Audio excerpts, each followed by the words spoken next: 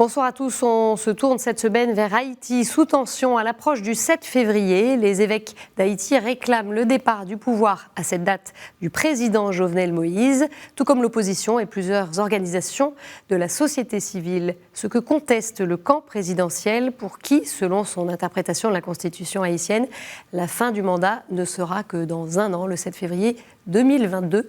On va en parler avec notre invitée Estelle Miquel, chargée de partenariat Haïti pour le Secours catholique. Mais tout d'abord, quelques repères.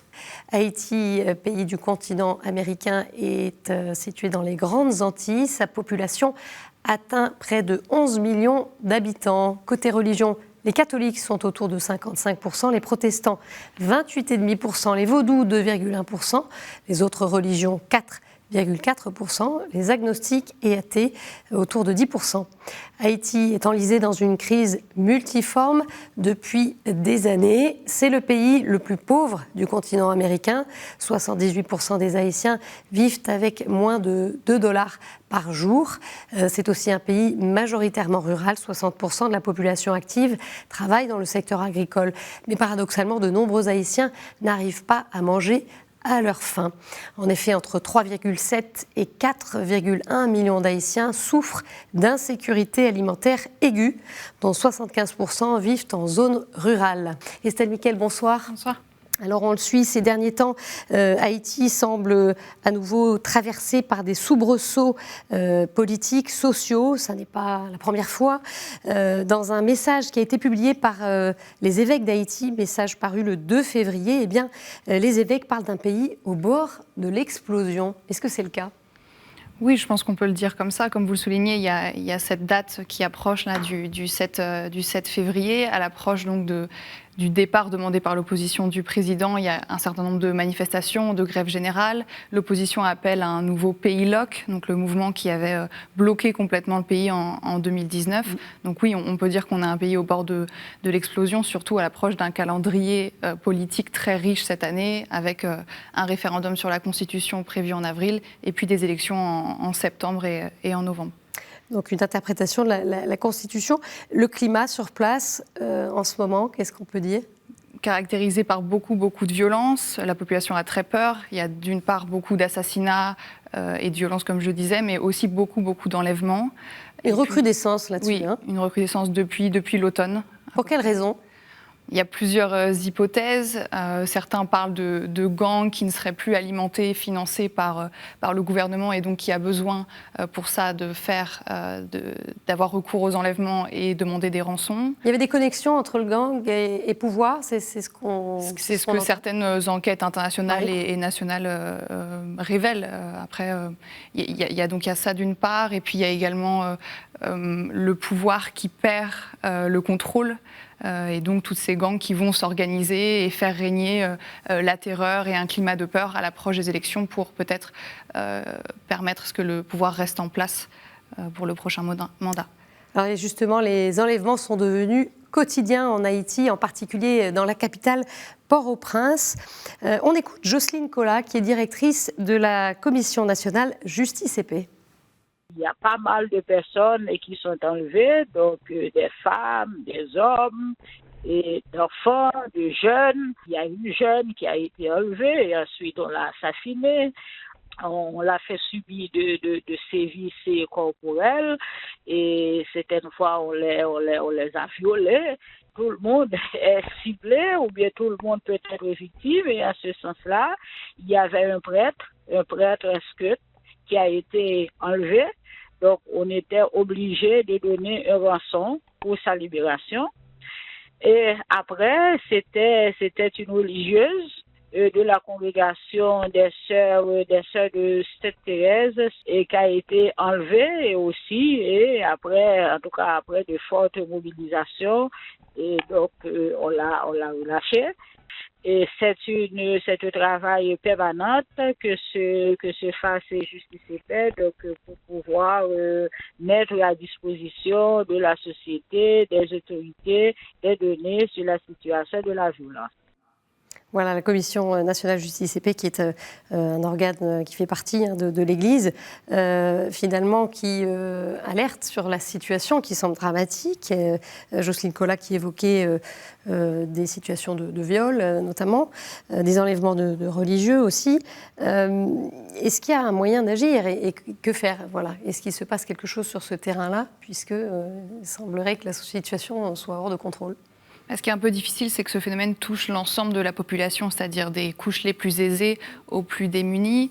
Après, il y a un besoin d'alerter sur la situation, donc de briser un peu le silence autour du destin et de ce qui se passe actuellement en Haïti. Donc il y a un devoir d'observation. Donc c'est un travail qui est mené par notre partenaire, la Commission Justice et Paix. Après, malheureusement, les leviers d'action sont assez peu nombreux. C'est le gouvernement qui doit reprendre le contrôle. Est-ce que ça sert ses intérêts aussi, cette instabilité chronique? Ça fait régner un climat de peur et donc qui va certainement ne pas amener la population à aller voter, par exemple. On va, après avoir parlé de ces questions un peu générales sur le contexte actuel, on va parler de l'agriculture, qui est un grand sujet aussi en Haïti. Avec ce constat, c'est un pays qui a un potentiel agricole très fort, mais je le disais, il y a près de 4 millions d'Haïtiens qui souffrent d'insécurité alimentaire. On ne comprend pas. Pourquoi ce paradoxe? Parce que pendant longtemps, l'agriculture haïtienne a été tournée vers l'exportation. Donc aujourd'hui, la production qui est destinée à l'autoconsommation est relativement faible. Donc il y a ça d'une part. Il y a également toutes les conséquences du développement d'une production intensive, sur un modèle intensif, qui a complètement cassé les petites productions qui étaient destinées justement à assurer cette sécurité alimentaire. Et puis aujourd'hui, il y a aussi les conséquences du réchauffement climatique, avec des événements climatiques de plus en plus forts, des sécheresses, des inondations. On parle beaucoup des ouragans, mais pas que. Les conséquences de la déforestation. Oui, alors ça c'est important justement. Oui. Aujourd'hui, il me semble qu'il ne reste que 2% environ de surface forestière. Ça veut dire qu'en 200 ans, Haïti a perdu 98% de ses forêts. Ça veut dire que c'est des sols qui vont s'appauvrir, la fertilité qui va diminuer, donc les rendements avec. Il y a une vraie urgence, effectivement, à reboiser pour permettre de relancer aussi cette production agricole et puis protéger la biodiversité et limiter le réchauffement climatique. Alors, quels sont les enjeux, autres enjeux de ce développement de l'agriculture en Haïti? On écoute le père Jean-Hervé François, directeur de Caritas Haïti, avec qui vous travaillez. On en parle juste après.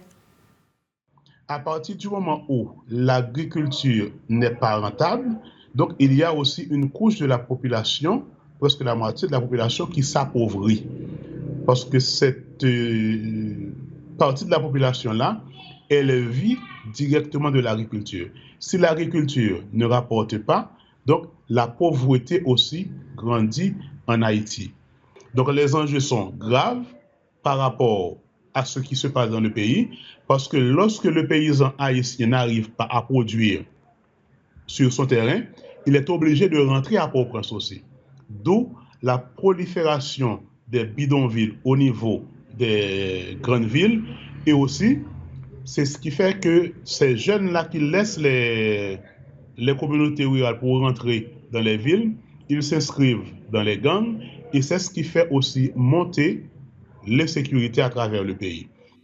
Donc ça c'est intéressant, cette analyse, c'est-à-dire qu'il ne peut pas y avoir d'amélioration des conditions sécuritaires sans un développement de l'agriculture.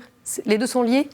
Je pense qu'il faut voir vraiment le développement agricole comme nécessaire pour aussi créer de l'emploi et garder effectivement une population en milieu rural et éviter qu'il y ait cet exode de plus en plus fort vers les villes. Et dans les villes, il n'y a pas non plus d'emploi. Donc finalement, c'est une population qui va quitter les campagnes, mais qui ne va pas trouver forcément d'autres moyens de subsistance en ville ou alors qui va survivre.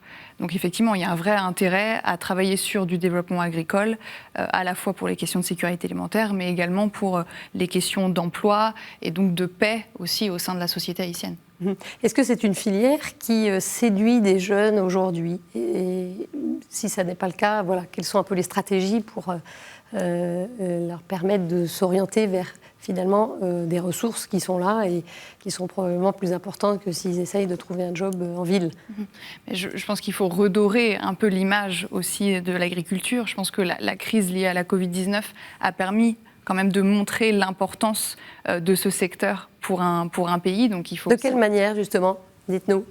Avec les mesures de restriction imposées par le gouvernement, il y a eu une vraie séparation, une fracture entre le milieu urbain et le milieu rural, donc avec des personnes qui souffraient d'insécurité alimentaire en ville, puisqu'elles n'étaient plus approvisionnées par les campagnes, mais dans les campagnes également, puisque les récoltes ne pouvaient pas être commercialisées. Ah oui. Et donc, les agriculteurs se retrouvaient sans les moyens d'acheter beaucoup de produits importés qui transitent par les villes, avec notamment le riz, qui est une des bases de l'alimentation haïtienne et qui est essentiellement importé. Alors, ce qu'on mesure peut-être pas encore aujourd'hui, c'est l'impact économique de cette crise sanitaire, puisque d'après des chiffres officiels, l'épidémie n'est pas ravageuse au niveau des victimes. En revanche, il y a cet impact économique qui est fort. Effectivement, officiellement, il y a très peu de cas. La population n'est pas en danger, menacée par l'épidémie de Covid-19. En revanche, il y a eu tout cet impact où une partie des agriculteurs n'ont pas pu s'approvisionner en semences, en intrants. Et donc ça va impacter les récoltes à plus long terme. Donc les quelques mois d'état d'urgence et de mesures restrictives vont avoir un impact sur plusieurs années. On va parler précisément justement de ce secteur agricole. C'est quoi les ressources agricoles aujourd'hui en Haïti ?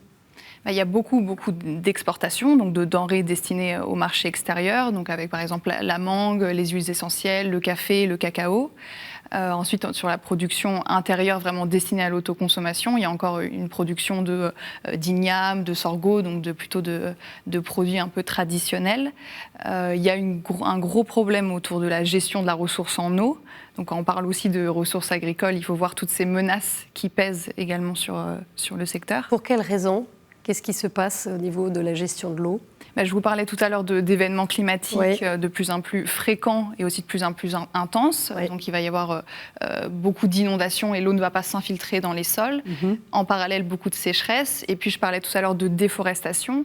En détruisant le couvert forestier, on va favoriser l'érosion des sols. Donc on va perdre aussi toute cette nourriture, tous ces nutriments qui sont destinés aux plantes pour l'agriculture. D'accord, donc c'est aussi des enjeux de fond, d'infrastructure pour une meilleure gestion, une gestion de l'eau. Qu'est-ce qu'il faut faire aujourd'hui pour améliorer cette dimension-là ? Vous parliez de sensibiliser les jeunes notamment, mais très concrètement, et vous aussi, comment est-ce que vous travaillez ? Je pense qu'il y a, dans un premier temps, un besoin de relance agricole. On sait qu'à chaque fois qu'il y a des ouragans, il y a aussi beaucoup de pertes sur le bétail, sur les cultures. Donc il y a un premier besoin qui est de l'investissement, investir dans des semences, dans des animaux, etc. Et puis ensuite, il faut former et accompagner les communautés dans leur transition agroécologique, même si on sait que le système traditionnel haïtien est déjà s'apparente à une forme d'agroécologie, mais il faut accompagner ces paysans pour qu'ils ne soient pas tentés de revendre rapidement tout cet investissement pour pouvoir, par exemple, financer la scolarisation de leurs enfants. Donc il faut les accompagner et développer une forme de solidarité au sein des communautés pour qu'elles puissent ensemble aller vers une forme de sécurité alimentaire et d'autonomisation. Aujourd'hui, une famille qui produit des biens, est-ce qu'elle peut vivre en vendant ces produits, elle peut en vivre ou ça ne suffit pas ?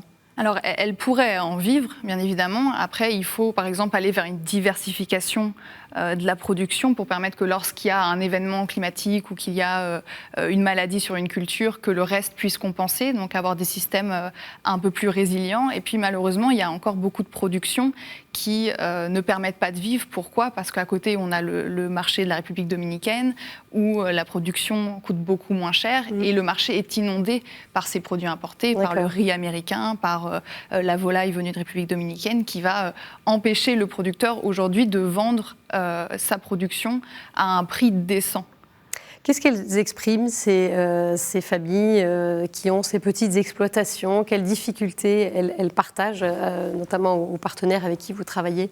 Il y a un appel à l'aide, évidemment, dire aujourd'hui on est dans la difficulté, comment est-ce que vous pouvez nous aider ?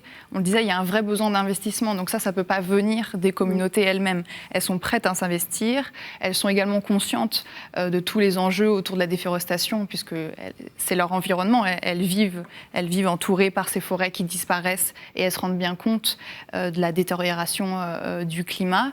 La déforestation, elle s'est opérée, alors vous l'avez dit, sur une période longue, mais ces dernières décennies, c'est quoi ? C'est des grands projets extractifs. Qu'est-ce qui se passe ? Qu'est-ce qui justifie, du point de vue de l'État, cette déforestation massive ?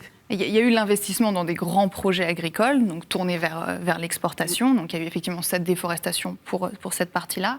Mais il y a également les paysans ou les communautés rurales qui vont en fait déforester pour pouvoir produire du charbon et le revendre. Donc elles-mêmes aussi ont contribué à cela. C'est ça. Donc en fait, en permettant qu'elles puissent développer leur petite production, éventuellement la commercialiser, on va aussi limiter le recours à la déforestation pour fabriquer du charbon de bois. Donc il y a aussi toute une éducation, un travail pédagogique pour que ces paysans comprennent que leur terre, c'est leur capital. Complètement, mais je pense qu'il y a déjà une vraie prise de conscience et qu'il faut maintenant réellement investir et permettre à ces populations de s'en sortir autrement qu'en ayant recours à la fabrication artisanale de charbon de bois. Et le travail de l'Église, quelle approche aussi l'Église a sur place ? L'Église permet d'être au plus près des populations, donc de travailler directement avec les paroisses et vraiment d'accompagner au quotidien les populations dans leur forme de transition ou dans leur amélioration de leurs conditions de vie. Il y a une vraie expertise avec des personnes qui ont beaucoup de compétences et qui connaissent très bien le terrain et qui peuvent aussi proposer des solutions, être à l'écoute et réellement accompagner au quotidien ces communautés. En quoi est-ce qu'il ne s'agit pas simplement d'apporter des ressources, des moyens techniques, financiers, mais avoir une approche globale ? En quoi c'est important ça ? Parce qu'aujourd'hui, tout est lié. Donc, un producteur qui est dans les communautés rurales en Haïti est en fait intimement lié à le producteur de riz aux États-Unis. Et ça, il n'en a pas forcément conscience. Donc, il y a un besoin de comprendre dans quel monde aujourd'hui s'inscrit cette production. Et l'approche humaine, la dimension de la personne elle-même, en quoi c'est important et pourquoi est-ce qu'il y a cette approche-là aussi dans la lignée de Laudato Si, de ce que dit le pape François. Ça, c'est une dimension qui est travaillée aussi en Haïti ? Bien sûr, et je pense qu'on le ressent tous aujourd'hui, ce besoin d'un rapport à la terre qui est différent, de respecter ce qui nous est donné et ce qui nous permet aujourd'hui de vivre, un rapport à la nature beaucoup plus important. Aujourd'hui, on a envie de vivre un peu plus en harmonie avec notre environnement et ce qui nous entoure, donc on a aussi envie de pouvoir vivre tout en respectant l'environnement. Alors c'est quoi, selon vous, les défis finalement qui se posent pour une amélioration de la situation en Haïti ? Les défis, c'est comment protéger finalement la production intérieure. Donc d'abord, favoriser une production intérieure, donc relancer des productions qui sont destinées à la consommation sur le marché local. Et puis ensuite, comment la protéger de la concurrence de l'agriculture qui est aujourd'hui mondialisée. Donc ça, c'est des décisions politiques qui doivent être prises sur notamment taxer les importations pour permettre qu'aujourd'hui, un consommateur sur un marché à Port-au-Prince va avoir tendance à acheter plutôt du riz qui est moins cher, mais qui vient de l'extérieur. Et c'est aujourd'hui le problème. Je veux dire, c'est ce qui se passe un peu partout. La stratégie un petit peu du secours catholique pour Haïti, qu'est-ce que c'est aujourd'hui ?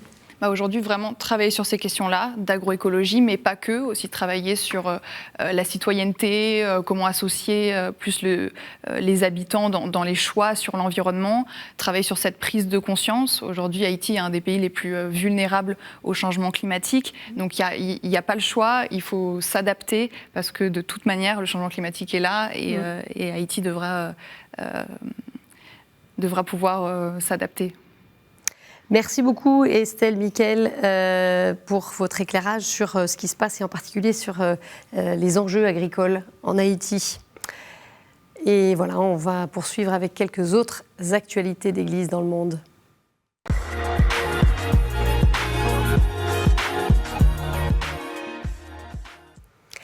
C'est aujourd'hui la première journée internationale de la fraternité humaine, une date qui n'est pas choisie au hasard. Elle fait écho au document signé à Abu Dhabi il y a 2 ans, jour pour jour, le 4 février 2019, entre le pape François et Al-Tayeb, le grand imam de l'université Al-Azhar, la plus haute autorité sunnite dans le monde. Al-Azhar qui est également l'instance de dialogue officielle avec le Vatican. Alors parmi les célébrations aujourd'hui, il y a eu la remise du prix Zayed pour la fraternité humaine, conjointement par le pape et le grand imam lors d'une cérémonie virtuelle en raison des conditions sanitaires, cérémonie diffusée sur Vatican News, le portail d'information multimédia du Saint-Siège. Les lauréats sont Antonio Gutiérrez, 9e secrétaire général de l'ONU, et Latifa Ibn Ziaten, fondatrice de l'association IMAD pour la jeunesse et la paix. Cette femme qui avait perdu son fils dans l'attentat terroriste de Toulouse en 2012 et qui aujourd'hui mène un combat inlassable de sensibilisation auprès des jeunes. Les évêques du Congo-Brazzaville émettent de sérieuses réserves sur les prochaines élections présidentielles. Le scrutin est prévu le 21 mars prochain et le président sortant, Denis Sassou Nguesso, est candidat à un 4e mandat. Dans un message diffusé le 2 février, les évêques doutent qu'une élection présidentielle apaisée, participative, transparente, libre et crédible puisse être organisée dans les conditions actuelles. On écoute un extrait de ce message lu par le vice-président de la conférence épiscopale congolaise, Monseigneur Victor Abagnamossa. Les Congolais ont du moins en moins foi au système électoral actuel, avec un fichier non maîtrisé, comportant entre autres des personnes décédées et des institutions chargées des élections dont l'indépendance est encore à démontrer. Il y a fort à craindre que les résultats de ces élections soient de nouveau contestés et que ces contestations servent de prétexte aux marchands d'illusions et aux troubles faits. Et puis, nos regards se tournent vers la Birmanie après le coup d'État. Le cardinal Bo appelle à rétablir la démocratie par le dialogue. L'archevêque de Rangoon s'est exprimé par écrit dans un long message publié le 3 février, 2 jours après la prise de contrôle du pouvoir par l'armée birmane. Il y lance un appel au calme et à ne pas céder à la tentation de la violence. Il s'y adresse à tous, peuple birman, armée, dirigeant de la Ligue nationale pour la démocratie, Aung San Suu Kyi, ou encore au président de la République, Win Myint, mais aussi à la communauté internationale. L'armée birmane a brutalement mis fin le 1er février à la fragile transition démocratique du pays, instaurant l'état d'urgence pour 1 an et arrêtant Aung San Suu Kyi ainsi que d'autres responsables de la LND. Le chef de l'armée birmane, qui concentre désormais l'essentiel des pouvoirs, a justifié son putsch en évoquant des fraudes lors des législatives de novembre remportées massivement par la LND. Le jour du coup d'État, un chrétien a accepté de nous parler sous couvert d'anonymat. On écoute un extrait de ses propos. Morning, as I got up, I realized the internet was off, mobile was off. I could not do anything, no connection whatsoever. I thought maybe some basic simple problem. And there we realized that not only me, everyone was facing the same thing. Later, we came to know that already this was purposely cut. General feeling about the Christians is that we were hoping for better of peace, reconciliation. We can move, we can do things, but that is blocked right now. We are going back to zero. It's almost going back to the dark age. Voilà, c'est la fin de cette édition. Vous pouvez la retrouver bien sûr sur notre site internet ktotv.com, mais aussi sur nos réseaux sociaux. Je vous souhaite une très belle soirée, une très belle semaine. On se retrouve jeudi prochain. Au revoir.